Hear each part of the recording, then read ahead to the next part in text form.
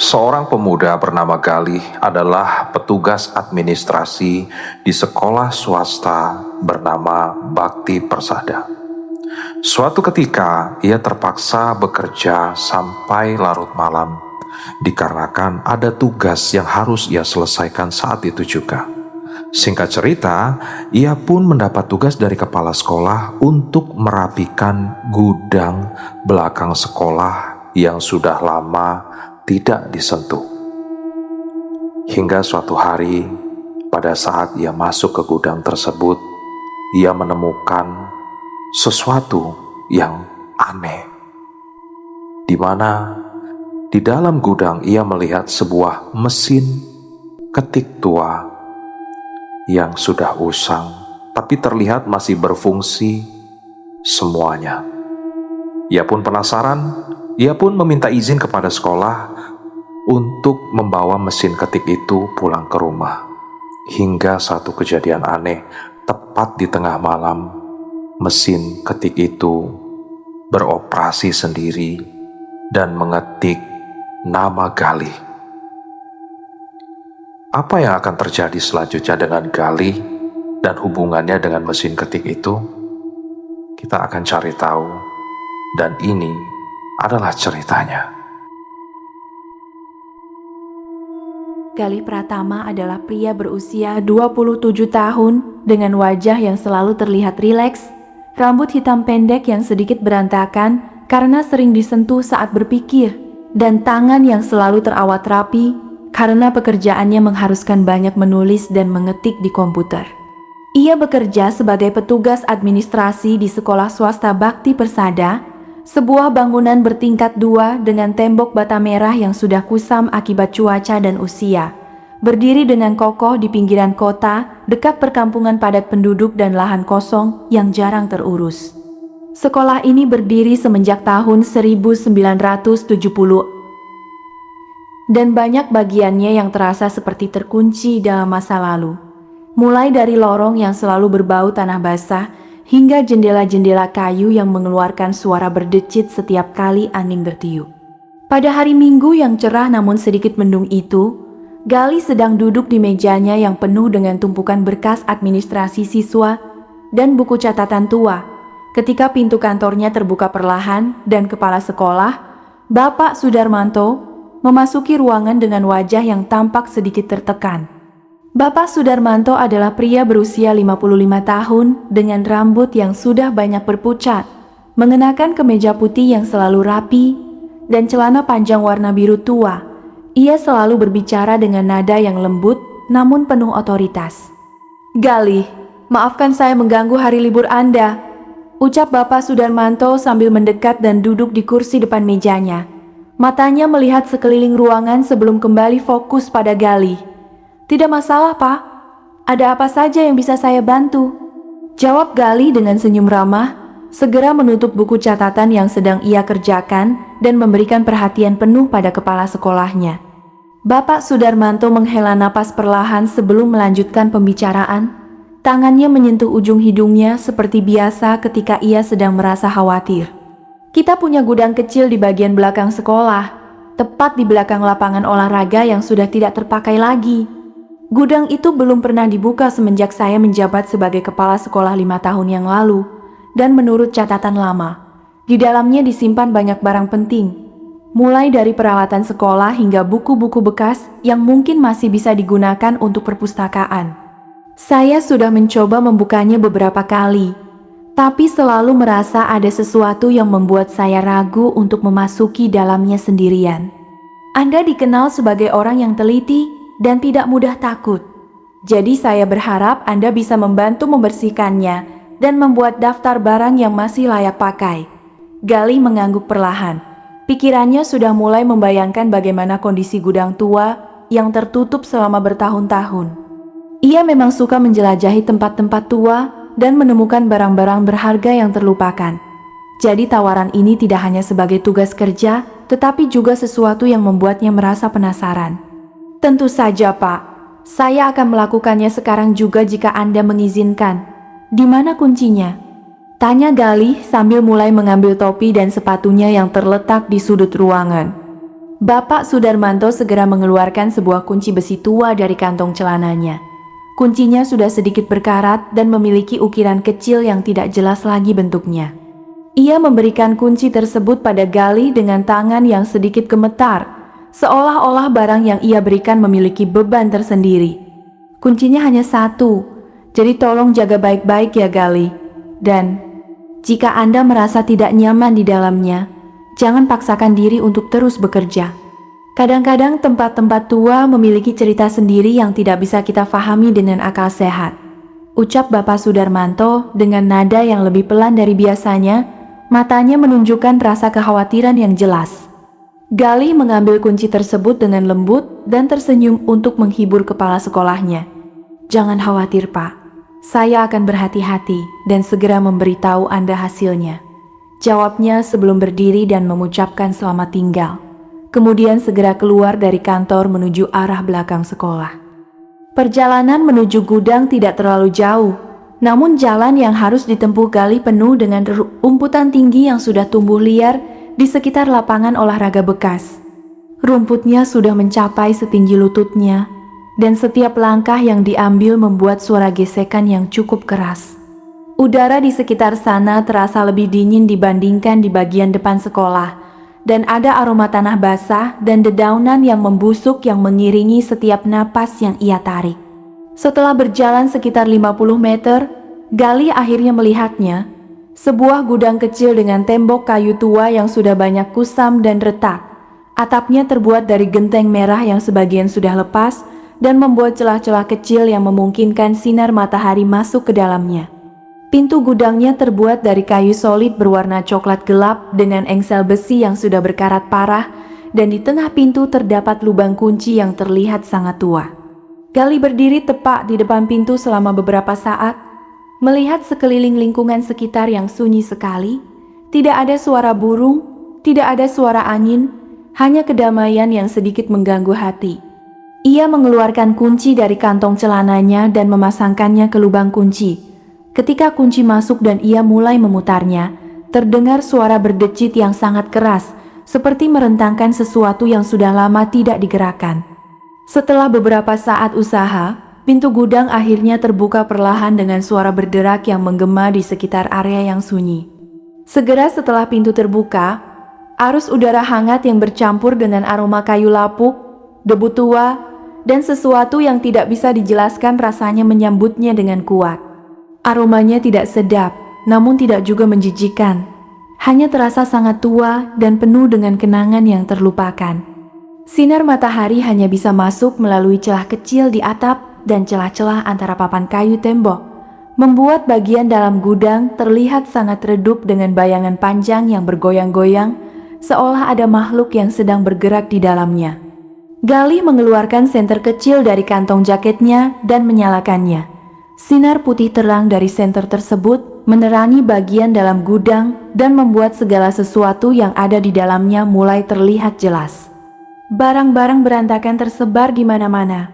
Meja kayu tua dengan kaki yang sudah miring, kursi besi dengan sandaran yang sudah robek dan berlubang, rak-rak kayu yang sudah lapuk, dan sebagian sudah roboh membawa buku-buku dan barang-barang lain yang tertutup debu tebal. Di sudut kiri gudang terdapat tumpukan karpet tua yang sudah kusam dan penuh dengan bekas noda yang tidak jelas bentuknya. Di sebelahnya ada beberapa kotak kardus besar yang tertutup rapat dan memiliki tulisan tangan yang sudah pudar seperti peralatan lab dan buku sejarah. Di sudut kanan terdapat beberapa rak yang masih berdiri kokoh. Di atasnya disimpan barang-barang seperti bola bekas, tongkat pemukul kayu, dan beberapa bingkai foto tanpa kaca yang sudah penuh dengan debu. Galih mulai berjalan perlahan ke dalam gudang, senternya menyinari setiap sudut untuk melihat kondisi barang-barang dengan jelas.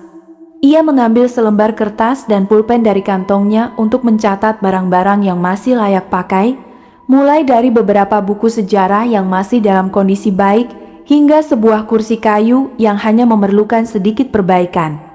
Ia merasa senang bisa menemukan barang-barang berharga yang terlupakan, dan pikirannya sudah mulai membayangkan bagaimana buku-buku tersebut akan berguna bagi siswa-siswa di perpustakaan sekolah.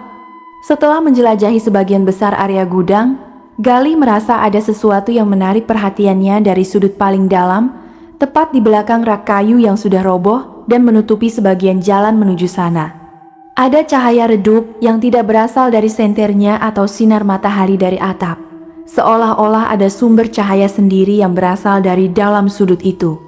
Ia mendekat perlahan, harus menyeberangi tumpukan kayu dan barang-barang lain yang menghalangi jalannya. Ketika ia akhirnya bisa melihat dengan jelas apa yang ada di sudut paling dalam gudang itu, matanya langsung melebar dan mulutnya terbuka sedikit karena keterkejutan yang luar biasa. Di atas meja kayu kecil yang tampak jauh lebih baru dibandingkan barang-barang lain di gudang, terdapat sebuah mesin ketik tua berwarna hitam pekat yang mengkilap seolah baru saja dibersihkan dengan sangat rapi. Tidak ada satupun titik debu di permukaannya, tidak ada karat pada bagian logamnya, dan bagian tombol-tombolnya yang terbuat dari kaca dan logam terlihat sangat bersih dan mengkilat di bawah cahaya redup yang berasal dari mana saja. Tangannya yang terbuat dari logam hitam mengkilap tampak sangat kokoh dan kuat, seperti siap untuk digunakan setiap saat. Di atas rol kertas mesin ketik tersebut, ada selembar kertas putih yang sudah sedikit menguning akibat usia, tapi permukaannya tetap sangat bersih dan rata. Galih berdiri di tempatnya selama beberapa detik, tidak berani bergerak lebih jauh, karena merasa ada sesuatu yang sangat tidak biasa dengan benda yang ada di depannya. Bagaimana mungkin mesin ketik tua ini bisa tetap dalam kondisi sempurna di tengah gudang yang penuh dengan debu dan barang lapuk? Ia tidak bisa menemukan jawaban yang masuk akal untuk pertanyaan itu. Setelah mengumpulkan keberaniannya, Galih melangkah lebih dekat hingga jaraknya hanya beberapa sentimeter dari mesin ketik. Udara di sekitar area tersebut terasa lebih dingin dari biasanya, dan ia bisa merasakan getaran lembut yang datang dari dalam mesin itu. Ia mengangkat tangannya perlahan, ingin menyentuh permukaan mesin yang mengkilap itu untuk memastikan apakah benda ini benar-benar nyata atau hanya ilusi yang dibuat oleh kondisi gudang yang gelap dan sunyi. Ketika ujung jarinya hampir menyentuh bagian atas mesin ketik, terdengar suara klik pelan namun sangat jelas yang berasal dari dalam mesin tersebut. Suaranya terdengar seperti tombol yang ditekan dengan lembut, dan segera setelah itu, rol kertas di mesin mulai bergulir keluar perlahan dengan suara yang sangat halus. Galih menarik tangannya kembali dengan cepat. Matanya tetap terpaku pada mesin ketik yang sedang bekerja sendirian tanpa ada orang yang menyentuhnya.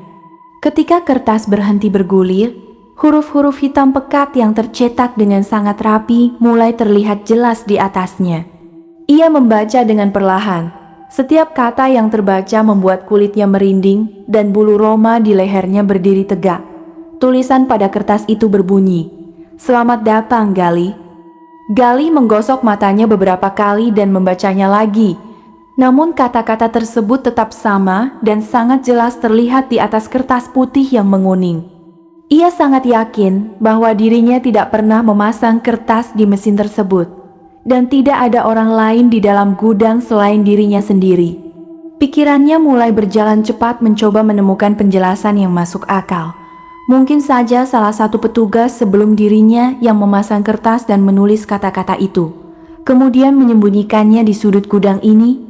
Atau mungkin ini adalah lelucon dari teman-temannya yang tahu bahwa ia akan membersihkan gudang hari ini. Tapi ia tahu bahwa tidak mungkin hal itu terjadi, karena Bapak Sudarmanto baru saja memberitahunya tentang tugas ini beberapa saat yang lalu, dan tidak ada orang lain yang tahu rencana ini selain mereka berdua. Ia mengerutkan kening dan mengambil kertas tersebut dengan hati-hati. Jemarinya sedikit gemetar ketika menyentuh permukaannya yang masih terasa hangat. Ia melihat kedua sisi kertas dengan cermat, mencari tanda-tanda siapa yang mungkin menulisnya atau bagaimana kata-kata itu bisa muncul di sana. Tapi tidak ada satupun jejak yang bisa ditemukan. Tidak ada sidik jari, tidak ada noda tinta tambahan. Hanya kata-kata yang tercetak dengan sempurna seperti mesin ketik tersebut baru saja mengeluarkannya. Galih melihat kembali ke mesin ketik yang masih berdiri dengan kokoh di atas mejanya. Matanya melihat setiap bagiannya dengan cermat. Ia memperhatikan bahwa mesin tersebut tidak terhubung ke listrik atau sumber daya apapun, dan bagian mekanik di dalamnya seolah-olah tidak bergerak lagi setelah mengeluarkan kertas itu. Ia merasa ingin membawa mesin ini pulang untuk mempelajarinya lebih jauh. Mungkin ada mekanisme khusus yang membuatnya bisa bekerja sendirian, atau mungkin ada rahasia tersembunyi di dalamnya yang belum pernah diketahui orang. Selain itu, ia juga berpikir bahwa mesin ketik tua dalam kondisi sempurna seperti ini mungkin memiliki nilai sejarah yang tinggi, atau bisa jadi ada makna tersembunyi di balik kata-kata yang ditulis untuknya. Dengan hati-hati, Galih mulai membersihkan area sekitar mesin ketik dan mengeluarkan sebuah kotak kardus besar yang masih dalam kondisi baik dari salah satu rak di dekatnya. Ia dengan sangat lembut memindahkan mesin ketik ke dalam kotak tersebut, berusaha tidak menyentuh bagian manapun yang mungkin merusaknya. Setelah itu, ia mengambil kertas yang berisi tulisan misterius dan menyimpannya dengan hati-hati di dalam dompetnya, bersama dengan beberapa dokumen penting yang selalu dibawanya. Ia melihat sekeliling gudang satu kali lagi, merasa bahwa ada pasangan mata yang sedang melihatnya dari balik kegelapan, meskipun ia tidak bisa melihat siapapun atau apapun di sana. Ia segera menyelesaikan pekerjaannya dengan cepat, membuat daftar barang-barang lain yang masih layak pakai, sebelum menutup pintu gudang kembali dengan hati-hati, dan menguncinya menggunakan kunci yang diberikan Bapak Sudarmanto. Pada perjalanan pulang, Galih tidak bisa berhenti memikirkan mesin ketik tua itu dan kata-kata yang muncul di atas kertasnya. Setiap kali ia mengingatnya, rasa merinding kembali menyelimuti tubuhnya, dan ia merasa bahwa hidupnya akan segera berubah setelah menemukan benda misterius tersebut di dalam gudang tua sekolahnya. Galih Pratama tinggal di sebuah rumah kecil, namun nyaman di perumahan sederhana yang berdiri di pinggir jalan raya utama, dengan tembok luar yang dicat warna krem kusam akibat paparan sinar matahari dan hujan selama bertahun-tahun. Pekarangan rumahnya tidak terlalu luas, namun dirawat dengan baik. Terdapat beberapa tanaman bunga seperti mawar merah dan melati putih yang selalu berbau harum pada malam hari, serta sebuah kolam kecil yang di dalamnya terdapat beberapa ikan mas yang berenang dengan tenang. Rumah ini terdiri dari 2 kamar tidur, 1 ruang tamu yang cukup luas dengan lantai kayu yang sudah sedikit kusam namun tetap kokoh, sebuah dapur yang selalu terlihat rapi, dan sebuah kamar mandi yang terletak di belakang rumah. Ketika Galih tiba di rumah membawa kotak kardus besar yang berisi mesin ketik tua itu, matahari sudah mulai menyembur ke arah barat, memberikan warna jingga keemasan pada langit yang masih cerah. Ia membuka pintu rumah dengan hati-hati dan memasuki ruang tamu yang sunyi. Hanya diiringi suara kipas angin yang berputar dengan lambat di sudut ruangan dan suara jam dinding yang menunjukkan pukul 15.30. Tidak lama kemudian, pintu belakang rumah terbuka dan Rizky Adi Saputra memasuki ruangan dengan tangan yang membawa tas kerja hitamnya dan wajah yang menunjukkan rasa lelah setelah seharian bekerja. Rizky adalah pria berusia 29 tahun dengan tubuh yang sedikit lebih besar dari Galih, rambut hitam yang selalu disisir rapi ke belakang, dan senyuman yang selalu hangat ketika melihat pasangannya. Ia bekerja sebagai pengusaha kecil yang menjalankan bisnis jasa cetak dan desain grafis dari rumahnya sendiri, sehingga sebagian besar waktunya dihabiskan di ruang kerja kecil yang terletak di salah satu kamar tidur. Ketika melihat Galih yang sedang meletakkan kotak kardus besar di atas meja kerja yang terletak di sudut ruang tamu, Rizky langsung mendekat dengan ekspresi wajah yang sedikit heran dan penasaran. "Apa itu yang kamu bawa pulang, sayang? Sepertinya kamu menemukan barang lama lagi seperti biasanya," ucap Rizky sambil menaruh tas kerjanya di atas kursi kayu yang terletak di dekat sofa, kemudian mengambil gelas air putih dari meja samping dan meminumnya dengan cepat. Galih mengangguk perlahan sambil mulai membuka tutup kotak kardus dengan hati-hati. Tangannya sedikit gemetar karena masih merasa terkejut dan sedikit takut dengan apa yang telah ditemukannya di gudang sekolah. "Ya benar, saya temukan di gudang belakang sekolah yang baru saja saya bersihkan atas perintah Bapak Sudarmanto. Gudangnya sudah tertutup selama bertahun-tahun, dan barang ini berada di sudut paling dalam dengan kondisi yang sangat luar biasa. Tidak ada satupun debu di atasnya, seperti baru saja dibersihkan," jawab Galih dengan nada yang sedikit pelan. Kemudian dengan sangat lembut mengeluarkan mesin ketik tua berwarna hitam mengkilap dari dalam kotak dan menaruhkannya dengan hati-hati di atas meja kerja yang sudah ditutupi kain pelindung berwarna putih. Rizky segera mendekat lebih dekat untuk melihat mesin ketik tersebut dengan jelas. Matanya yang biasanya penuh dengan semangat kini menunjukkan rasa kagum dan keheranan yang jelas. Ia mengangkat tangannya perlahan dan menyentuh permukaan mesin yang mengkilap, kemudian menarik tangannya kembali dengan cepat seolah-olah merasa sesuatu yang tidak biasa dari sentuhan itu. Wah, benar sekali. Mesin ini terlihat sangat bersih dan masih dalam kondisi sempurna padahal jelas sudah sangat tua. Dari mana kamu bisa menemukan sesuatu yang luar biasa seperti ini? Tanya Rizky sambil melihat sekeliling bagian mesin ketik dengan cermat, memperhatikan setiap tombol dan bagian mekaniknya yang terlihat sangat rapi dan terawat dengan baik. Galih kemudian mengeluarkan selembar kertas putih yang menguning dari dalam dompetnya. Kertas yang berisi tulisan misterius yang telah membuatnya merasa merinding sejak ditemukannya di gudang. Ia memberikan kertas tersebut pada Rizky dengan tangan yang sedikit gemetar. Matanya terus mengamati ekspresi wajah pasangannya ketika membaca kata-kata yang tertulis di atasnya. Yang paling aneh bukan hanya kondisi mesinnya saja, tapi ini ketika saya hampir menyentuh mesin itu di gudang. Ia bekerja sendirian dan mengeluarkan kertas dengan tulisan ini, ucap Galih dengan nada yang sedikit gemetar. Kemudian duduk di kursi depan meja dan menatap Rizky dengan mata yang penuh dengan harapan mendapatkan penjelasan yang masuk akal. Rizky membaca kata-kata selamat datang, Galih dengan perlahan. Matanya mengerut dengan rasa kebingungan yang jelas. Ia melihat kembali ke Galih, kemudian ke mesin ketik, kemudian mengangkat bahu dengan ekspresi wajah yang menunjukkan rasa tidak percaya, namun juga sedikit penasaran. Mungkin saja ini hanya lelucon dari salah satu petugas sekolah yang bekerja sebelum kamu, atau mungkin seseorang yang tahu kamu akan membersihkan gudang dan sengaja memasang kertas itu untuk mengejutkanmu. Tidak mungkin mesin tua seperti ini bisa bekerja sendirian tanpa ada sumber daya apapun yang menghidupkannya, kan? Ucap Rizky dengan suara yang tenang dan menenangkan, mencoba untuk menghibur Galih yang tampak masih merasa khawatir dengan apa yang telah terjadi. Ia kemudian menempatkan kertas tersebut kembali di atas meja dan menepuk bahu Galih dengan lembut. Kalau kamu suka dengan mesin ini, boleh saja kamu menyimpannya di rumah dan mempelajarinya lebih jauh. Mungkin saja ini adalah barang antik yang memiliki nilai sejarah yang tinggi. Atau bisa jadi ada mekanisme khusus yang belum kamu ketahui cara kerjanya.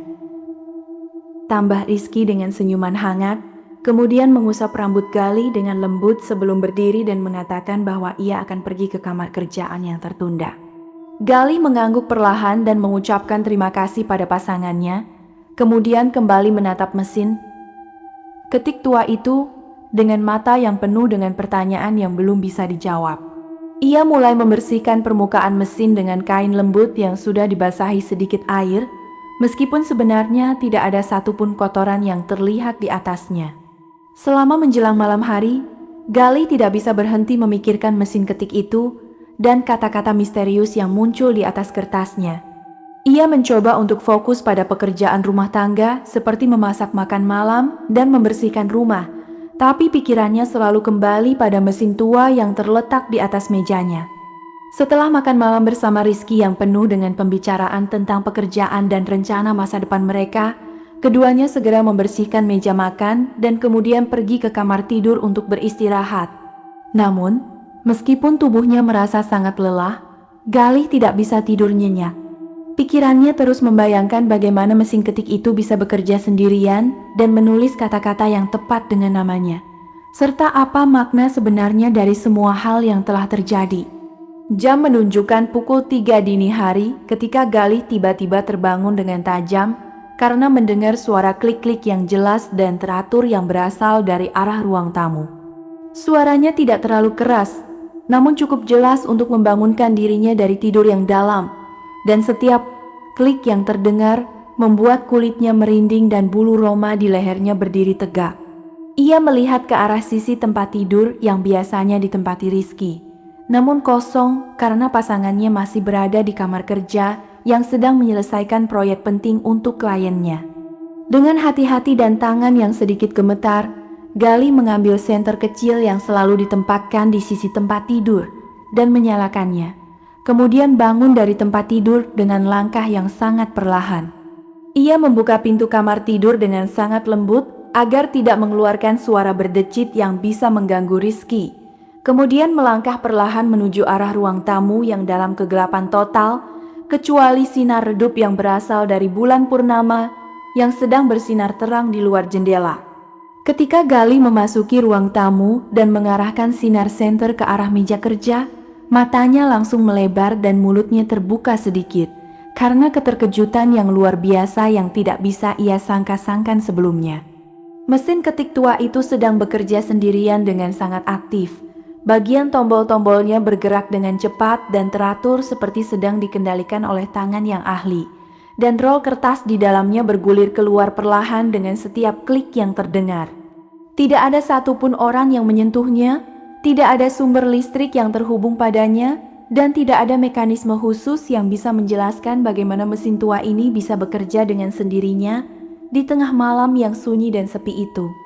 Gali berdiri di tempatnya selama beberapa detik tanpa bisa bergerak. Sinar senternya tetap terpaku pada mesin ketik yang sedang bekerja dengan giat, dan setiap klik yang terdengar membuat jantungnya berdebar dengan sangat cepat. Ia merasa ingin berlari dan membangunkan Rizky untuk memberitahu apa yang sedang terjadi. Tapi rasa penasaran yang luar biasa membuatnya tetap berdiri di sana dan menunggu hingga mesin itu selesai bekerja. Setelah beberapa saat yang terasa sangat lama, mesin ketik akhirnya berhenti dengan tiba-tiba dan rol kertasnya bergulir keluar sepenuhnya menuju arah Gali. Dengan hati-hati dan tangan yang gemetar sangat kencang, Gali mendekat ke arah meja dan mengambil kertas tersebut dengan lembut. Ia mengarahkan sinar senternya ke atas kertas dan membaca kata-kata yang tercetak dengan sangat rapi dan jelas di atasnya. Esok pagi, kamu akan temukan sesuatu di bawah karpet ruang tamu. Gali merinding sekerasnya ketika membaca tulisan itu. Rasa takut yang selama ini ia coba sembunyikan akhirnya muncul dengan sangat kuat. Bagaimana mungkin mesin tua ini bisa mengetahui sesuatu yang belum pernah diketahuinya sendiri? Bagaimana mungkin mesin itu bisa bekerja sendirian dan menulis pesan seperti ini untuknya? Ia tidak bisa menemukan jawaban yang masuk akal untuk semua pertanyaan yang muncul di benaknya. Dan rasa ingin tahu yang sebelumnya membuatnya penasaran, kini mulai berubah menjadi rasa ketakutan yang mendalam. Ia dengan cepat menggulung kertas tersebut dan menyimpannya di dalam baju tidurnya. Kemudian dengan hati-hati menutup mesin ketik dan menutupinya dengan kain pelindung agar tidak melihatnya lagi. Setelah itu, Gali segera kembali ke kamar tidur dan berbaring di tempat tidurnya dengan mata yang tetap terbuka.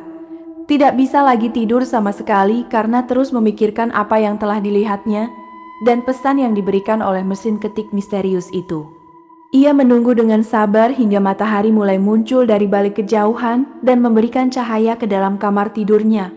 Rasa penasaran yang kuat akhirnya mengalahkan rasa takut yang selama ini menyelimuti dirinya. Saat jam menunjukkan pukul 6 pagi dan suara burung mulai terdengar di luar jendela, Gali segera bangun dari tempat tidur dan pergi ke ruang tamu dengan langkah yang cepat namun hati-hati. Ia melihat sekeliling ruangan yang sudah mulai terang karena sinar matahari yang masuk melalui jendela, kemudian berhenti tepat di tengah ruang tamu di mana karpet besar berwarna coklat tua terletak dengan rapi menutupi sebagian besar lantai kayu. Dengan tangan yang masih sedikit gemetar, Gali mulai mengangkat salah satu sisi karpet tersebut dengan hati-hati, berusaha tidak membuat suara yang terlalu keras agar tidak membangunkan Rizky yang baru saja tidur beberapa jam yang lalu setelah menyelesaikan pekerjaannya. Ketika bagian bawah karpet mulai terlihat, Gali melihat sesuatu yang membuatnya merasa terkejut dan sedikit takut lagi. Sebuah kotak kayu kecil berwarna coklat gelap yang tertutup rapat dengan kunci kecil yang sudah berkarat akibat usia. Kotak tersebut terletak tepat di tengah bagian bawah karpet, seolah-olah sengaja disembunyikan di sana dan menunggu untuk ditemukan oleh orang yang tepat. Gali dengan cepat mengambil kotak kayu tersebut dan menaruhkannya di atas meja kerja, kemudian mencari alat untuk membukanya karena tidak memiliki kunci yang sesuai dengan lubang kunci di bagian depan kotak. Setelah menemukan sekop kecil yang biasa digunakan untuk merawat tanaman, Gali dengan hati-hati membuka kunci kotak tersebut dengan cara yang tidak merusaknya. Dan ketika tutup kotak terbuka perlahan, ia melihat isi kotak yang membuatnya merasa terkejut dan sangat penasaran. Di dalam kotak kayu kecil itu terdapat sebuah foto berwarna hitam putih yang sudah sedikit menguning akibat usia. Foto seorang wanita muda dengan wajah yang cantik, namun terlihat sangat pucat dan ekspresinya sedikit suram. Wanita tersebut mengenakan baju hitam tua yang terlihat seperti seragam guru dari masa lalu, dan rambutnya panjang lurus disusun rapi ke belakang kepalanya. Di bagian belakang foto terdapat tulisan tangan yang sudah mulai pudar, namun masih bisa dibaca dengan jelas menggunakan tinta hitam. Ratna, Guru Bahasa Indonesia, tahun 1987. Gali mengambil foto tersebut dengan hati-hati dan menatapnya dengan mata yang penuh dengan pertanyaan. Siapakah wanita bernama Ratna ini? Mengapa foto dirinya disembunyikan di bawah karpet ruang tamu rumahnya? Dan apa hubungannya dengan mesin ketik tua yang ditemukannya di gudang sekolah? Ia merasa bahwa semua hal yang terjadi padanya belakangan ini saling berkaitan satu sama lain. Dan rasa ingin tahu yang kuat membuatnya memutuskan untuk mencari informasi lebih lanjut tentang wanita misterius ini. Setelah menutup kotak kayu dan menyimpannya kembali di bawah karpet, agar tidak ditemukan oleh Rizky yang masih tidur, Gali segera membersihkan diri dan berpakaian dengan cepat. Ia kemudian pergi ke sekolah dengan sangat pagi, berharap bisa menemukan informasi tentang Ratna di arsip sekolah yang disimpan di kantor administrasi. Ketika tiba di sekolah dan memasuki kantor administrasi yang masih sunyi, Gali segera mencari buku arsip guru yang bekerja di sekolah tersebut semenjak tahun 1980 EN. Setelah beberapa saat mencari di rak-rak buku tua yang penuh dengan debu, ia akhirnya menemukan buku yang dicarinya dan membukanya dengan hati-hati. Ia mencari nama Ratna di dalam buku tersebut, dan ketika menemukan baris yang berisi namanya, matanya langsung melebar karena informasi yang terbaca di sana. Menurut catatan yang tertulis di dalam buku arsip tersebut, Ratna adalah guru bahasa Indonesia yang mulai bekerja di sekolah swasta Bakti Persada pada tahun 1985 dan usia 25 tahun. Ia dikenal sebagai guru yang sangat baik dan disukai oleh banyak siswa, selalu memberikan perhatian khusus pada siswa yang kesulitan dalam belajar bahasa Indonesia. Namun, pada tahun 1987 tepat pada hari ulang tahunnya yang ke-27, Ratna menghilang tanpa jejak dari sekolah dan rumahnya tanpa memberikan kabar atau pesan apapun kepada siapapun. Keluarganya telah melakukan segala cara untuk mencarinya, mulai dari melaporkan ke kepolisian hingga menyebarkan poster pencarian di berbagai tempat. Namun tidak ada satupun jejak yang bisa ditemukan tentang keberadaan atau kemungkinan tempat yang telah dikunjunginya. Kasus hilangnya Ratna tetap menjadi misteri hingga sekarang, dan tidak ada seorang pun yang tahu pasti apa yang sebenarnya terjadi pada wanita muda yang berbakat itu. Setelah membaca semua informasi tentang Ratna dengan seksama, Gali merasa tubuhnya menjadi sangat dingin dan rasa merinding kembali menyelimuti dirinya. Ia tidak bisa membayangkan bahwa wanita yang foto dirinya ditemukannya di bawah karpet rumahnya ternyata adalah guru yang pernah bekerja di sekolahnya dan menghilang tanpa jejak lebih dari 30 tahun yang lalu. Bagaimana mungkin foto tersebut bisa berada di rumahnya? Dan apa hubungannya dengan mesin ketik tua yang ditemukannya di gudang sekolah yang juga sudah tertutup selama bertahun-tahun? Gali merasa bahwa ia telah terjun ke dalam misteri yang jauh lebih dalam dari yang pernah dibayangkannya. Dan setiap pertanyaan yang dijawab hanya membuat munculnya lebih banyak pertanyaan lain yang belum bisa dijawab. Ia dengan hati-hati menutup buku arsip dan menyimpannya kembali di raknya. Kemudian keluar dari kantor administrasi dengan pikiran yang penuh dengan kekacauan dan rasa ketakutan yang mulai tumbuh semakin kuat di dalam hatinya. Pada perjalanan pulang ke rumah, Gali tidak bisa berhenti memikirkan Ratna dan semua hal yang telah terjadi padanya belakangan ini. Ia merasa bahwa ada sesuatu yang ingin disampaikan oleh wanita misterius tersebut melalui mesin ketik tua dan foto yang ditemukannya. Gali Pratama kembali ke rumah dengan hati yang penuh dengan kekhawatiran dan pikiran yang berputar-putar seperti badai. Rumahnya yang biasanya terasa hangat dan nyaman, kini terlihat sepi dan sedikit mengerikan. Terutama ketika matanya menyadari bahwa mesin ketik tua berwarna hitam mengkilap tersebut masih terletak dengan kokoh di atas meja kerja ruang tamu, seolah-olah sedang menunggu untuk memberikan pesan baru yang belum diketahuinya. Rizky sudah bangun dan sedang berada di dapur yang terletak di bagian belakang rumah, memasak bubur ayam sebagai sarapan pagi dengan aroma yang harum dan menyegarkan udara di sekitar rumah. Ketika melihat Gali yang masuk dengan wajah yang pucat dan ekspresi yang sangat khawatir, Rizky segera mematikan kompor dan mendekat dengan penuh perhatian. Tangannya yang masih membawa sendok kayu segera menyentuh bahu Gali dengan lembut. "Sayang, kamu sudah kembali dari sekolah. Kenapa wajahmu terlihat sangat tidak baik? Apakah ada sesuatu yang terjadi di sana?" Tanya Rizky dengan nada yang penuh dengan perhatian dan kekhawatiran. Matanya yang hangat melihat dengan cermat setiap perubahan ekspresi wajah pasangannya. Gali menghela napas perlahan dan menoleh ke arah ruang tamu. Matanya melihat mesin ketik tua yang sudah mulai membuatnya merasa sangat tidak nyaman setiap kali melihatnya. Ia kemudian menoleh kembali ke Rizky dan mengangguk perlahan. Tangannya mulai menggenggam tangan Rizky dengan erat, seolah-olah mencari kekuatan dan rasa aman dari sentuhan pasangannya. "Aku menemukan informasi tentang wanita yang ada di foto yang kutemukan di bawah karpet, sayang. Namanya Ratna. Dia adalah guru bahasa Indonesia yang pernah bekerja di sekolahku tahun 1987 dan menghilang tanpa jejak tepat pada hari ulang tahunnya yang ke-27. Kasusnya sampai sekarang masih menjadi misteri, dan tidak ada seorang pun yang tahu kemana dia pergi atau apa yang sebenarnya terjadi padanya," ucap Gali dengan suara yang sedikit gemetar. Kemudian menjelaskan semua hal yang telah ditemukannya di buku arsip sekolah dengan sangat rinci dan detail. Rizky mendengarkan dengan penuh perhatian. Ekspresi wajahnya berubah dari kekhawatiran menjadi keterkejutan yang jelas ketika mendengar semua cerita tentang Ratna dan misteri yang menyelimuti hilangnya wanita tersebut. Ia menarik Gali lebih dekat ke dalam pelukannya dengan lembut, memberikan rasa aman dan nyaman yang sangat dibutuhkan oleh pasangannya di saat seperti ini. "Itu sungguh sangat mengejutkan dan sedikit menakutkan, sayang. Tapi kamu harus tenang dan tidak memaksakan diri untuk tahu semua hal sekaligus. Mungkin saja semua ini hanya kebetulan dan tidak ada hubungan yang sebenarnya antara foto itu, mesin ketik yang kamu temukan, dan hilangnya Ratna tersebut," ucap Rizky dengan suara yang menenangkan, mencoba untuk menghibur Gali yang tampak sangat tertekan dengan semua hal yang telah diketahuinya.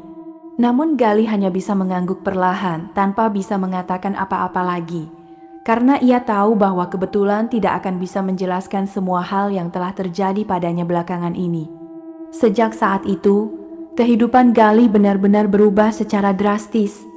Setiap malam tepat pada jam 3 dini hari, suara klik-klik yang sudah sangat akrab tersebut akan terdengar dari arah meja kerja ruang tamu. Dan setiap kali mesin ketik tua itu bekerja sendirian, ia akan mengeluarkan kertas dengan pesan yang selalu menjadi kenyataan pada hari berikutnya.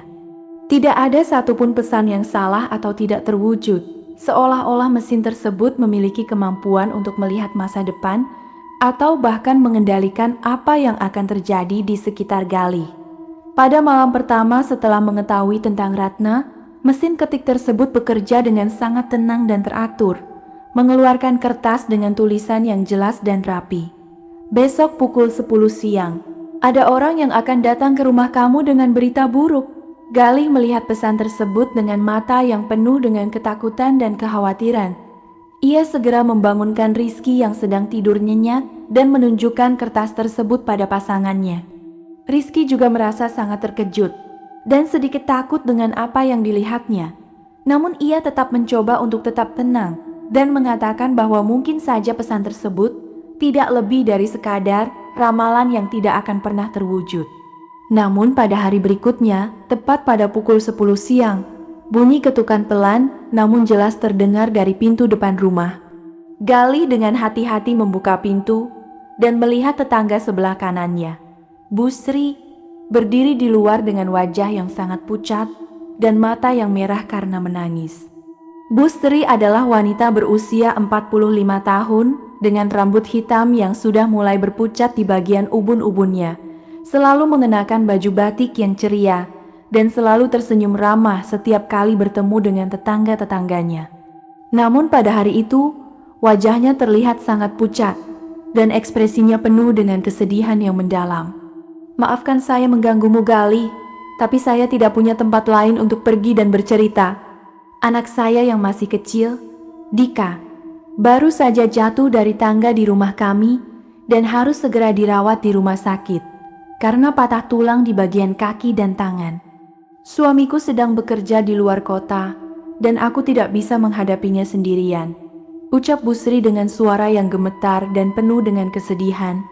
Air matanya mulai mengalir lagi ke pipinya yang sudah merah dan bengkak karena menangis. Gali segera menarik Bu Sri masuk ke dalam rumah dan memberikan dia tempat untuk duduk di sofa ruang tamu, kemudian mengambil gelas air putih dan handuk basah untuk membersihkan wajah Bu Sri yang penuh dengan air mata.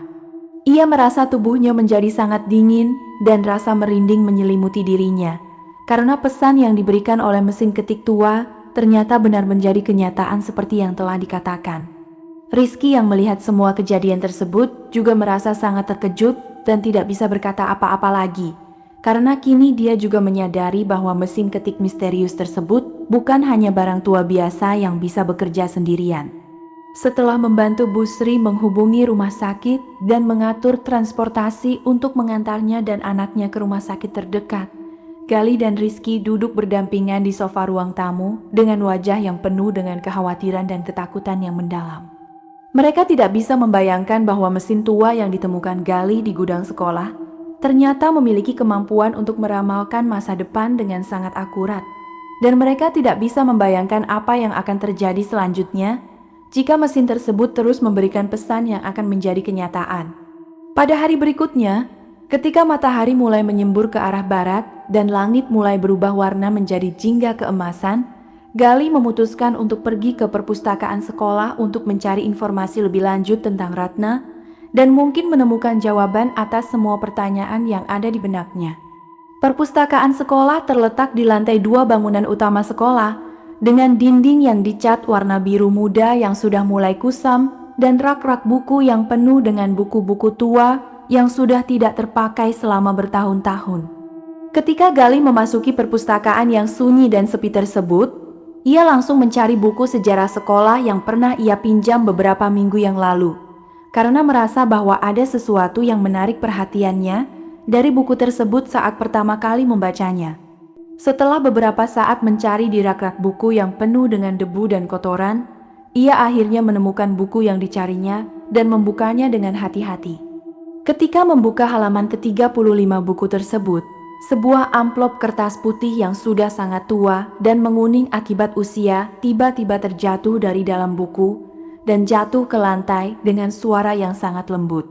Gali dengan cepat mengambil amplop tersebut dan membukanya dengan hati-hati.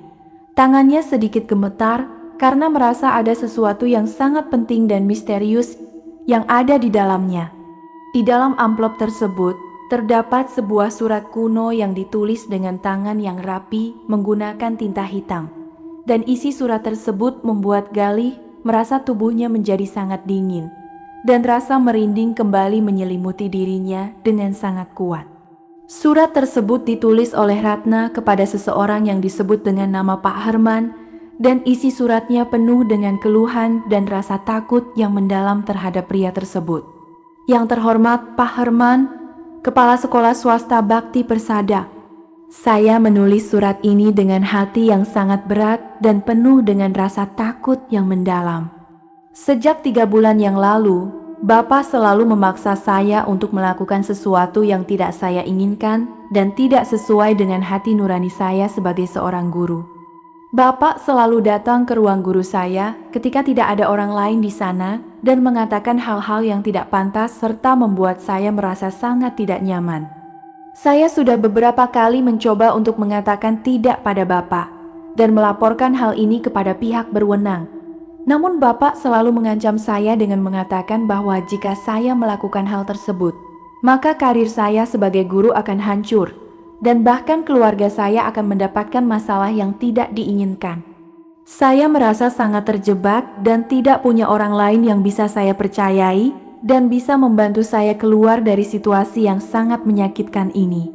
Saya hanya bisa berharap bahwa suatu hari nanti kebenaran akan terkuak dan Bapak akan mendapatkan hukuman yang layak atas segala perlakuan yang telah diberikan kepada saya dan mungkin juga kepada guru-guru lain yang pernah bekerja di sekolah ini. Jika saya hilang, cari aku di tempat di mana kata-kata selalu terbuat. Akhir surat tersebut ditandatangani dengan nama Ratna dan tanggal 15 September tahun 1987. Tepat 1 hari sebelum dia menghilang tanpa jejak dari sekolah dan rumahnya. Galih membaca surat tersebut berkali-kali dengan mata yang penuh dengan keterkejutan dan kemarahan yang mendalam. Siapakah Pak Herman ini? Mengapa dia bisa melakukan hal yang sangat keji dan menyakitkan terhadap Ratna yang hanya ingin menjadi guru yang baik dan membantu siswa-siswinya? Dan apa maksud dari kalimat terakhir dalam surat tersebut yang mengatakan bahwa jika Ratna hilang maka harus dicari di tempat di mana kata-kata selalu terbuat? Galih merasa bahwa semua pertanyaan yang ada di benaknya semakin banyak dan semakin sulit untuk dijawab. Namun dia tahu bahwa dia harus terus mencari tahu kebenaran di balik semua ini, meskipun hati dan pikirannya sudah mulai merasa sangat takut akan apa yang mungkin ditemukannya selanjutnya.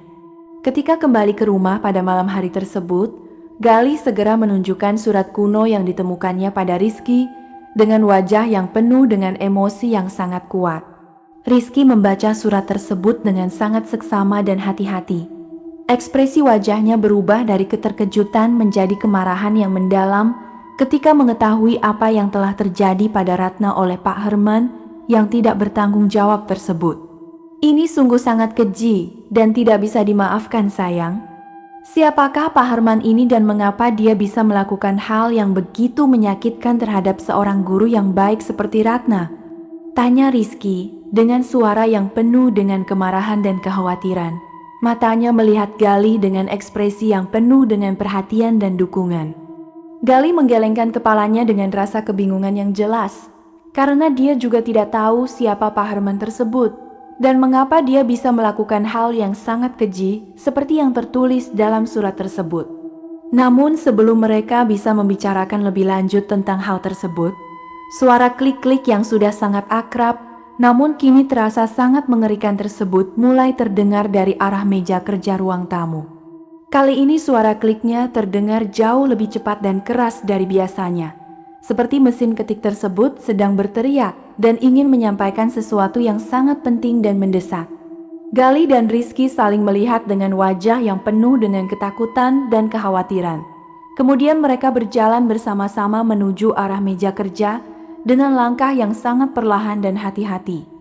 Ketika mereka sampai di depan meja kerja dan melihat mesin ketik tua yang sedang bekerja dengan sangat aktif dan cepat, matanya langsung melebar dan mulutnya terbuka sedikit karena keterkejutan yang luar biasa yang tidak bisa mereka sangka-sangkan sebelumnya.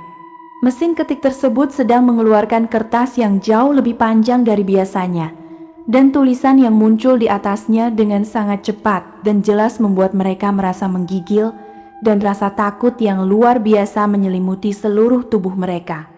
Tulisan pada kertas tersebut berbunyi, Pak Herman MBU dan saya dibawa ke gudang dan ditutup di bawah meja yang kamu temukan mesin ketik ini. Sekarang, waktunya untuk balas dendam. Esok malam, dia akan datang ke rumah kamu. Galih merasa kepalanya menjadi sangat pusing, dan tubuhnya hampir tidak bisa berdiri dengan kokoh setelah membaca tulisan tersebut. Dia tidak bisa membayangkan bahwa Ratna tidak hanya menghilang, namun dibunuh oleh Pak Herman yang merupakan kepala sekolah pada masa itu. Dan jasadnya bahkan ditutup di bawah meja yang ditemukannya, bersama mesin ketik tua di gudang sekolah. Rizky segera menopang tubuh Galih yang hampir pingsan dengan cepat, kemudian membantu dia untuk duduk di sofa ruang tamu dengan hati-hati. Mereka tidak bisa berkata apa-apa lagi dan hanya bisa menatap mesin ketik tua yang sudah berhenti bekerja dengan wajah yang penuh dengan ketakutan dan kekhawatiran yang mendalam. Pada hari berikutnya, Galih segera pergi ke sekolah dan mencari informasi tentang Pak Herman di buku arsip kepala sekolah yang pernah bekerja di sekolah swasta Bakti Persada. Setelah beberapa saat mencari dengan sangat giat dan teliti, dia akhirnya menemukan informasi tentang Pak Herman yang membuatnya merasa semakin terkejut dan takut. Menurut catatan yang tertulis di dalam buku arsip tersebut, Pak Herman adalah kepala sekolah yang menjabat pada tahun 1985 hingga 1990. Dan dia dikenal sebagai orang yang sangat tegas dan terkadang kasar terhadap guru dan siswa yang bekerja dan belajar di sekolah tersebut. Setelah hilangnya Ratna dan kasus yang menyertainya mulai menjadi perhatian publik, Pak Herman segera memundurkan diri dari jabatannya sebagai kepala sekolah dan pindah ke perumahan tua yang terletak tidak jauh dari sekolah tersebut.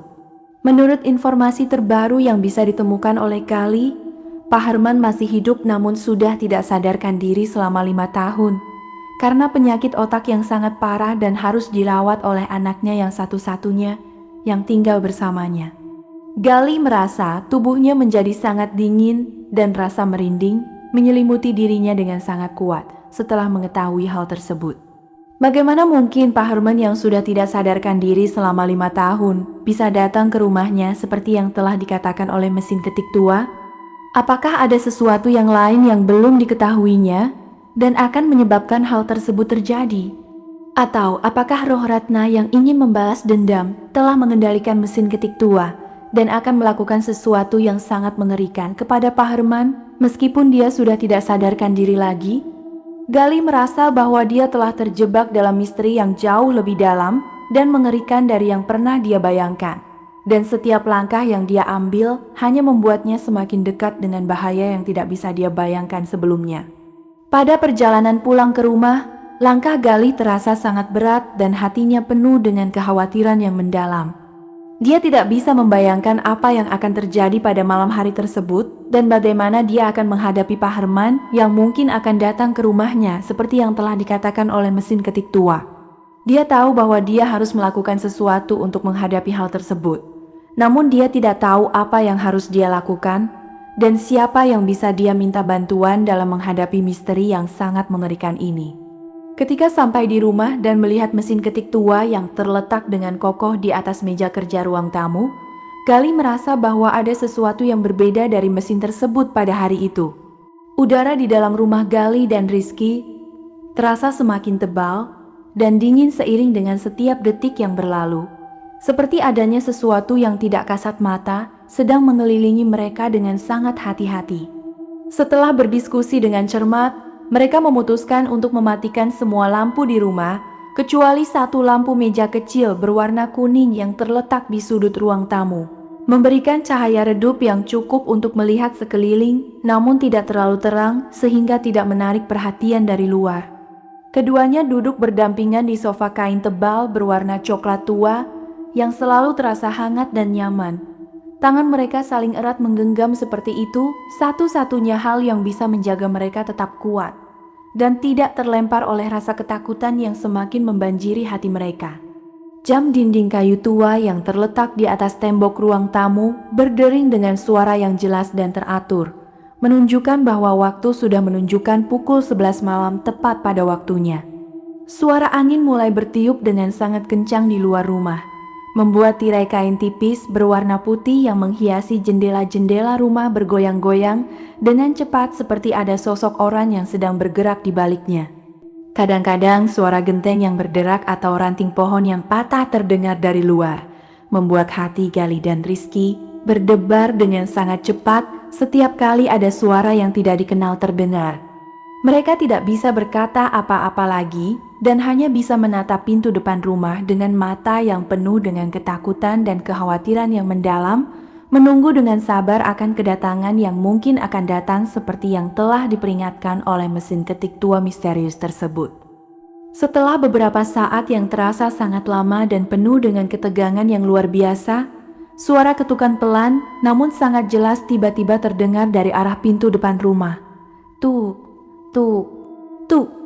Suaranya terdengar dengan teratur dan lembut, seperti orang yang sedang berusaha untuk tidak mengganggu, namun tetap ingin memberikan sinyal bahwa mereka ada di luar.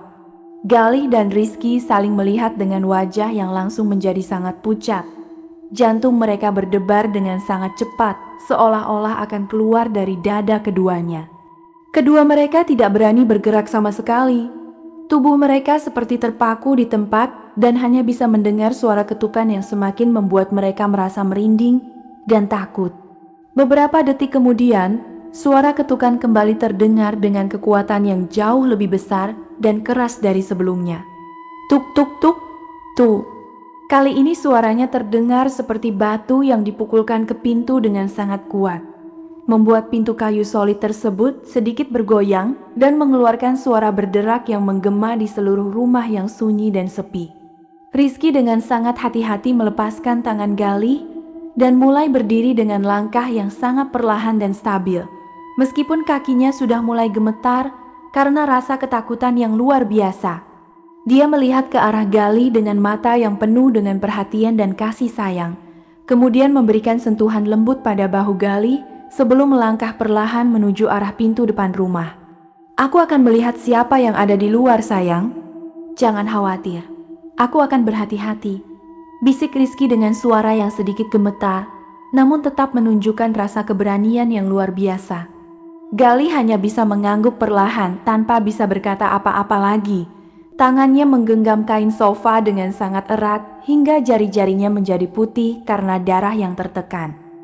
Rizky berjalan dengan sangat perlahan hingga mencapai pintu depan rumah, kemudian berhenti tepat di belakangnya dengan hati-hati. Dia perlahan mengangkat kepalanya dan melihat melalui celah kaca kecil yang terletak di bagian atas pintu, yang sudah sedikit kusam akibat usia dan debu yang menumpuk di permukaannya.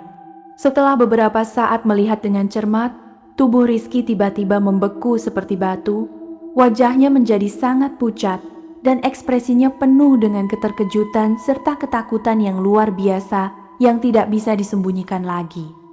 Dia tidak bisa bergerak sama sekali dan hanya bisa tetap berdiri di sana dengan mata yang tetap terpaku pada apa yang dilihatnya melalui celah kaca tersebut.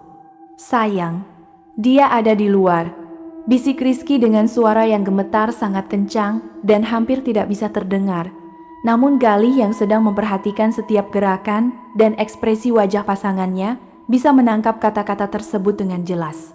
Galih segera berdiri dengan tergesa-gesa dan berlari dengan cepat menuju arah Rizky.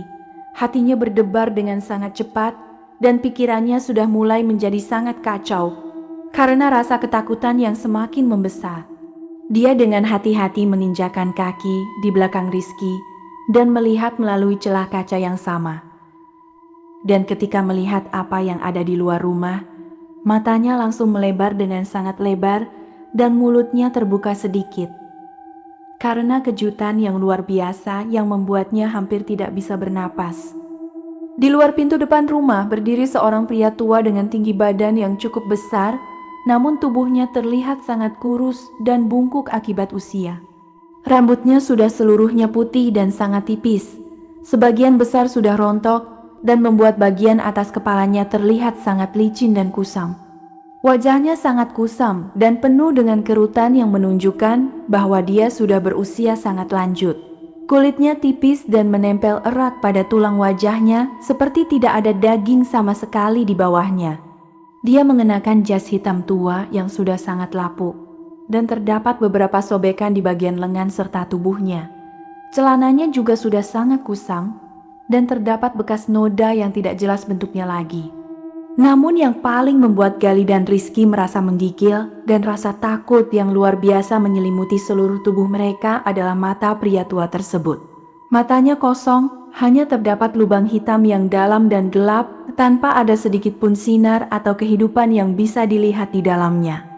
Pria tua tersebut mengangkat tangan kanannya yang sangat kurus dan kulitnya sudah mulai mengelupas. Kemudian mulai mengetuk pintu depan rumah lagi dengan kekuatan yang luar biasa yang tidak sesuai dengan penampilan fisiknya yang terlihat sangat lemah dan lemah. Setiap ketukan yang diberikan membuat pintu kayu solid tersebut bergoyang dengan sangat kuat dan mengeluarkan suara berderak yang semakin membuat suasana di dalam rumah menjadi semakin menegangkan dan mengerikan. "Saya harus mengambil apa yang milik saya." Suara bisik yang dalam dan sangat kasar tiba-tiba terdengar jelas di dalam rumah meskipun pintu depan masih tertutup rapat. dan tidak ada celah sedikit pun yang bisa membuat suara masuk dari luar. Suaranya terdengar seperti berasal dari dalam tanah atau lubang yang sangat dalam, penuh dengan rasa dendam dan kesedihan yang mendalam yang bisa dirasakan oleh setiap serat tubuh Galih dan Rizky. Kedua mereka tidak bisa bergerak sama sekali dan hanya bisa berdiri di sana dengan wajah yang penuh dengan ketakutan yang luar biasa. Tidak tahu apa yang harus mereka lakukan atau katakan untuk menghadapi kedatangan pria tua misterius yang jelas merupakan Pak Herman yang sudah tidak sadarkan diri selama 5 tahun tersebut. Mereka merasa bahwa udara di dalam rumah menjadi semakin sesak dan sulit untuk dihirup. Seperti ada sesuatu yang sedang menghisap semua oksigen di sekitar mereka dengan sangat cepat. Pada saat yang sama, suara klik-klik yang sangat cepat dan keras seperti ledakan tiba-tiba terdengar dari arah kamar kerja yang terletak di bagian dalam rumah. Suaranya jauh lebih keras dan cepat dari biasanya yang pernah mereka dengar sebelumnya. Seperti mesin ketik tua tersebut sedang bekerja dengan sangat giat dan ingin menyampaikan sesuatu yang sangat penting dan mendesak sebelum terlambat. Galih dengan cepat menarik diri dari belakang Rizky dan berlari dengan sangat cepat menuju arah kamar kerja, mengabaikan suara bisik Pak Herman yang masih terus terdengar di luar pintu depan rumah dan suara ketukan yang semakin kuat dan sering yang diberikan pada pintu tersebut. Ketika memasuki kamar kerja dan melihat mesin ketik tua berwarna hitam mengkilap tersebut, Galih melihat bahwa mesin tersebut sedang bekerja dengan sangat aktif dan cepat yang luar biasa.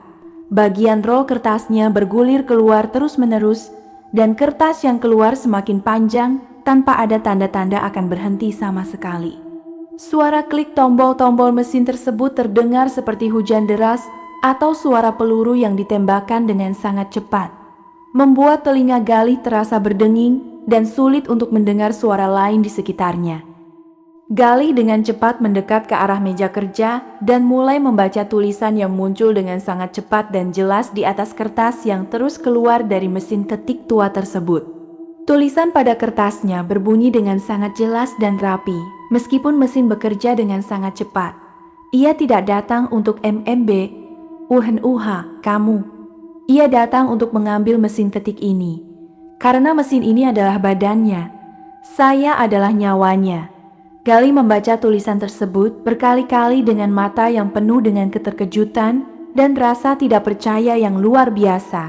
Tidak bisa membayangkan bahwa mesin ketik tua yang ditemukannya di gudang sekolah ternyata merupakan bagian dari tubuh Pak Herman yang telah membunuh Ratna dengan keji tersebut. Dan yang lebih mengejutkan lagi adalah bahwa roh Ratna sendiri yang menjadi nyawa dari mesin tersebut hidup dan berkeliaran di dalamnya untuk menyampaikan pesan serta mencari keadilan yang selama ini belum pernah ia dapatkan. Ketika masih sedang membaca dan memproses setiap kata yang tertulis di atas kertas tersebut, bagian belakang mesin ketik tua tersebut secara tiba-tiba terbuka dengan sendirinya tanpa ada orang yang menyentuh atau menggerakkannya sama sekali. Galih dengan hati-hati mendekat lebih dekat dan melihat ke dalam bagian belakang mesin yang telah terbuka tersebut. Dan ketika melihat apa yang ada di dalamnya, tubuhnya langsung menjadi sangat dingin dan rasa merinding menyelimuti seluruh tubuhnya dengan sangat kuat hingga membuatnya hampir tidak bisa berdiri dengan kokoh. Di dalam mesin ketik tua tersebut tidak ada bagian mekanik atau roda gigi seperti yang seharusnya ada pada mesin ketik biasa. Tidak ada juga bagian logam atau kayu yang membentuk struktur mesin tersebut.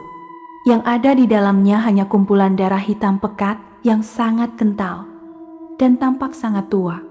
Darah tersebut tidak stagnan atau membeku seperti yang seharusnya terjadi pada darah yang sudah lama ada, melainkan masih bergerak dengan lambat, namun pasti seperti ada nyawa atau kehidupan tersendiri yang mengalir di dalamnya. Setiap gerakan darah tersebut membuat bagian luar mesin ketik tersebut sedikit bergetar dan mengeluarkan suara klik-klik yang semakin mengerikan dan membuat bulu roma di tubuh Galih berdiri tegak. Galih merasa bahwa dia sedang menyaksikan sesuatu yang sangat luar biasa dan tidak bisa dijelaskan dengan akal sehat manusia.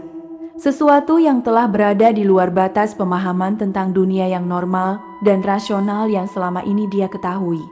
Suara bisik Pak Herman yang semakin keras dan suara ketukan pada pintu depan rumah yang semakin kuat serta sering masih terus terdengar dari luar kamar kerja.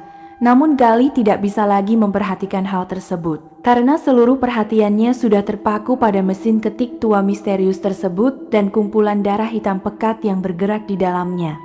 Dia merasa bahwa dia telah mencapai titik di mana tidak ada jalan untuk kembali lagi, dan bahwa semua misteri yang selama ini dia gali akan segera terkuak dengan cara yang mungkin tidak akan pernah dia sangka-sangkan sebelumnya. Bunyi klik-klik dari mesin ketik tua masih terus bergema di kamar kerja, sementara suara ketukan pada pintu depan semakin menggelegar hingga membuat seluruh rumah seolah akan bergoyang. Tanpa ada sentuhan dari siapapun, pintu kayu solid tersebut tiba-tiba terdorong terbuka dengan sangat cepat, membuat suara berderak yang menggema hingga ke setiap sudut rumah. Angin dingin yang menusuk langsung menerjang masuk, membawa dengan aroma tanah basah dan sesuatu yang tidak bisa dijelaskan rasanya, seperti bau dari tempat yang sudah tertutup selama puluhan tahun. Pak Herman memasuki rumah dengan langkah lambat namun mantap. Tubuhnya yang bungkuk perlahan-lahan mulai tegak kembali, seolah-olah ada kekuatan luar biasa yang mengalir melalui dirinya. Lubang mata yang kosong itu tetap menatap lurus ke arah kamar kerja di mana Gali berada, seolah-olah dia bisa melihat melalui tembok dan mengetahui setiap gerakan yang dilakukan oleh Gali. Rizky berdiri di tengah ruang tamu dengan tubuh yang benar-benar terpaku seperti batu. Matanya melebar-lebar dan mulutnya terbuka, namun tidak bisa mengeluarkan suara sedikit pun. Kakinya tidak bisa bergerak sama sekali, seolah ada tali tak kasat mata yang mengikatnya pada tempat itu dan mencegahnya untuk berlari atau membantu Gali yang sedang menghadapi bahaya yang luar biasa. Pak Herman melangkah melewati Rizky dengan tanpa memberikan perhatian sedikit pun. Langkahnya tetap stabil dan tidak terganggu oleh keberadaan pria tersebut yang sedang terpaku di tempat. Udara di sekitar Pak Herman terasa sangat dingin dan berat, membuat setiap napas yang dihirup oleh Rizky terasa seperti menusuk ke dalam dada dan membuatnya merasa sulit untuk bernapas dengan normal. Ketika Pak Herman akhirnya mencapai pintu kamar kerja dan memasuki ruangan tersebut, Gali merasa tubuhnya menjadi sangat kaku dan tidak bisa bergerak sama sekali. Dia hanya bisa berdiri di depan meja kerja dengan mata yang terpaku pada sosok pria tua tersebut yang semakin mendekat dengan mesin ketik tua yang terletak di atas mejanya. Pak Herman berhenti tepat di sisi meja, kemudian perlahan mengangkat tangan kanannya yang sudah sangat kurus dan kulitnya mengelupas. Seiring dengan setiap detik yang berlalu, tangan tersebut mulai berubah secara perlahan namun pasti. Kulitnya menghilang dan digantikan oleh logam hitam mengkilap yang sama persis dengan warna dan tekstur mesin ketik tua tersebut. Garis-garis mekanik mulai muncul di permukaan tangannya. Tombol-tombol kecil yang mirip dengan tombol pada mesin ketik mulai terbentuk dengan sangat jelas. Dan suara klik-klik yang akrab mulai terdengar dari dalam tangannya yang sedang berubah bentuk tersebut. Gali melihat semua proses tersebut dengan mata yang penuh dengan keterkejutan dan ketakutan yang luar biasa. Tidak bisa membayangkan bahwa tubuh Pak Herman ternyatu dengan mesin ketik yang selama ini dia anggap hanya sebagai barang tua biasa. Pak Herman kemudian mengeluarkan tangannya yang sudah berubah menjadi logam hitam mengkilap tersebut dan menyentuh bagian belakang mesin ketik tua yang masih terbuka lebar, di mana kumpulan darah hitam pekat yang bergerak masih terlihat dengan jelas. Dalam sekejap saja, darah hitam tersebut mulai mengalir keluar dari mesin dengan sangat cepat, seperti sungai yang tiba-tiba meluap. Kemudian masuk ke dalam tangannya yang telah berubah menjadi logam tersebut. Setiap tetes darah yang masuk membuat tubuh Pak Herman sedikit bergetar, dan mesin ketik tua yang terletak di atas meja mulai menyusut secara perlahan, namun pasti. Bagian-bagiannya mulai menyatu dan bergerak menuju tubuh Pak Herman, seperti sedang ditarik oleh daya tarik magnet yang sangat kuat. Bagian rol kertasnya menyusut menjadi kecil dan masuk ke dalam dadanya. Tombol-tombolnya meleleh dan bergabung dengan bagian lengan kanannya yang sudah berubah menjadi logam. Dan bagian badan mesin yang besar perlahan-lahan menyatu dengan punggungnya hingga tidak ada satu pun jejak mesin yang tersisa di atas meja kerja tersebut. Pada saat yang sama, foto Ratna yang Gali simpan di sudut meja kerja. Foto berwarna hitam putih yang sudah menguning akibat usia. Tiba-tiba terbang sendirian dari atas meja tanpa ada angin atau sentuhan apapun yang membuatnya bergerak. Foto tersebut melayang di udara dengan sangat lambat, kemudian menempel dengan erat pada tembok kayu ruangan yang terletak tepat di depan Galih. Segera setelah itu, wajah Ratna di dalam foto mulai berubah secara perlahan. Ekspresi wajahnya yang tadinya suram dan pucat mulai berubah menjadi senyum. Namun senyumnya terlihat sangat menyakitkan dan penuh dengan kesedihan yang mendalam yang bisa dirasakan oleh setiap serat tubuh Galih. Mata Ratna di foto mulai bergerak dan menatap langsung ke arah Galih dengan pandangan yang penuh dengan rasa terima kasih. Namun juga sedikit mengerikan. Seolah-olah dia bisa melihat jauh ke dalam jiwa Galih dan mengetahui setiap pikiran serta perasaan yang ada di dalamnya. Galih melihat semua ini dengan mata yang tidak bisa lagi berkedip. Rasa keterkejutan dan kekaguman yang luar biasa bercampur dengan rasa ketakutan yang masih terus ada di dalam hatinya. Saat mesin ketik tua benar-benar menghilang dan menyatu sepenuhnya dengan tubuh Pak Herman, lembaran kertas terakhir yang masih tersisa di roll mulai bergulir keluar dengan sangat lambat. Tulisan muncul di atasnya dengan sangat jelas dan rapi, seperti mesin tersebut masih bekerja walaupun sudah tidak ada lagi bentuk fisiknya yang bisa dilihat. Terima kasih Galih, kamu yang membebaskan kami. Sekarang, kami akan mencari orang yang perlu kami cari. Tapi sebelum itu, kata-kata tersebut muncul satu persatu dengan sangat jelas. Dan setiap huruf yang terbentuk membuat Galih merasa hatinya semakin berat dan penuh dengan emosi yang sangat kompleks. Dia tidak bisa membayangkan bahwa selama ini dia telah membantu roh Ratna dan Pak Herman untuk menyatu kembali setelah terpisah selama puluhan tahun. Dan bahwa tindakannya untuk menemukan mesin ketik tua tersebut ternyata adalah kunci untuk membebaskan mereka dari ikatan yang telah mengikat mereka selama bertahun-tahun. Pak Herman kemudian perlahan berbalik untuk menghadap Galih. Tubuhnya yang sekarang sudah sebagian besar, terbuat dari logam hitam mengkilap tersebut berdiri dengan sangat tegak dan kokoh. Lubang mata yang kosong itu mulai berubah secara perlahan. Darah hitam pekat mulai mengalir ke dalamnya dan membentuk iris serta pupil yang jelas. Dan ketika proses tersebut selesai, Galih melihat bahwa mata yang ada di dalam wajah Pak Herman tersebut adalah mata Ratna yang sama persis dengan yang terlihat di foto tersebut. Mata tersebut berwarna coklat tua dengan cerah, namun terdapat kesedihan dan rasa dendam yang mendalam yang masih terlihat jelas di dalamnya. Kamu harus menjaga kata-kata kami, karena sekarang mesin ketik sudah ada di dalam dirimu. Ucap Pak Herman dengan suara yang terdengar seperti gabungan suara pria tua yang dalam dan suara wanita muda yang lembut. Suara Ratna yang menyatu dengan suara Pak Herman dengan sangat sempurna. Kata-kata tersebut terdengar jelas dan kuat di dalam kamar kerja yang sekarang sudah sangat sunyi, tanpa ada suara klik-klik mesin yang lagi bisa terdengar seperti sebelumnya.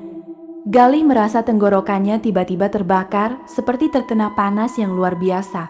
Dia membuka mulutnya untuk berteriak atau berkata apa-apa, namun yang keluar bukanlah suara manusia yang normal, melainkan suara klik-klik yang sangat akrab dan sudah sangat dikenal olehnya. Suara tersebut terdengar dengan sangat jelas dan teratur, seperti mesin ketik yang sedang bekerja dengan sangat aktif di dalam tenggorokannya. Galih dengan cepat melihat ke arah tangannya yang masih terangkat di depan dadanya. Dan ketika melihat apa yang terjadi pada tangannya tersebut, tubuhnya langsung menggigil dengan sangat kuat, dan rasa ketakutan yang luar biasa menyelimuti seluruh dirinya.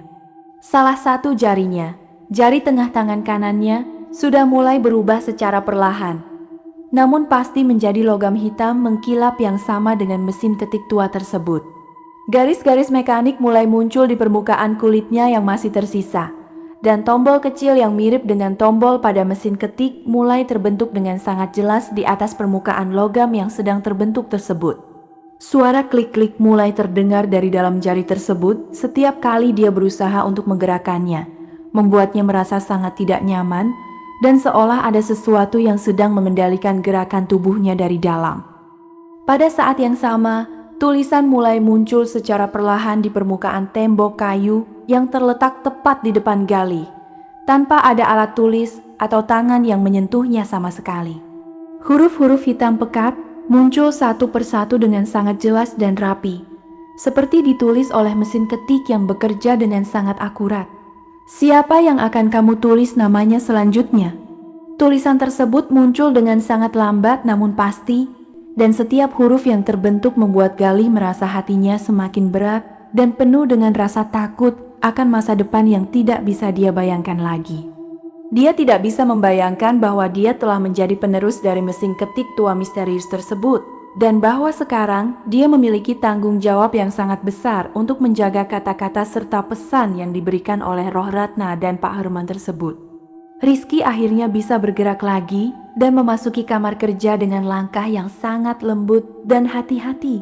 Matanya melihat dengan keterkejutan yang luar biasa pada tubuh Pak Herman yang sudah berubah dan pada tangan Galih yang sedang berubah menjadi logam.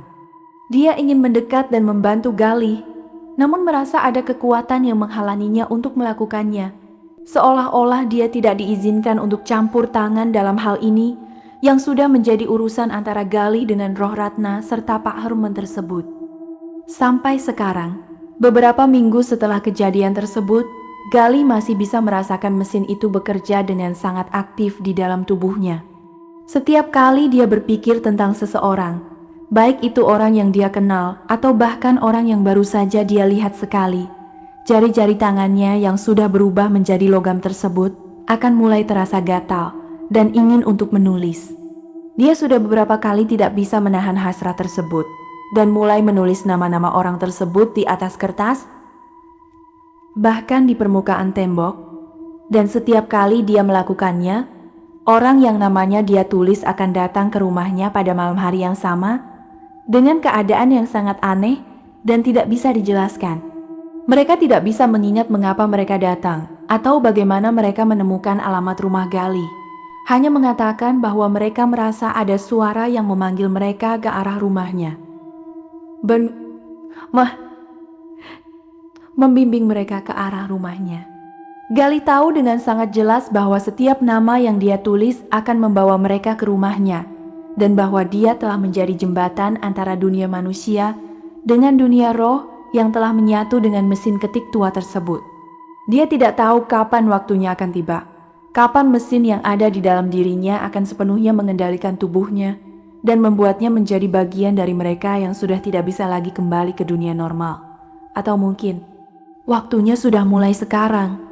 Suara klik-klik pelan namun jelas mulai terdengar dari arah tangan Galih yang sedang terletak di atas meja kerja kosong tersebut. Suara tersebut terdengar dengan sangat teratur dan jelas seperti sedang menulis sesuatu yang sangat penting, namun tidak bisa dilihat oleh siapapun. Suara tersebut terus bergema di dalam rumah yang sunyi dan sepi, kemudian tiba-tiba berhenti secara mendadak tanpa ada alasan yang jelas, menyisakan keheningan yang sangat dalam dan membuat semua yang mendengarnya merasa merinding hingga ke tulang punggung mereka.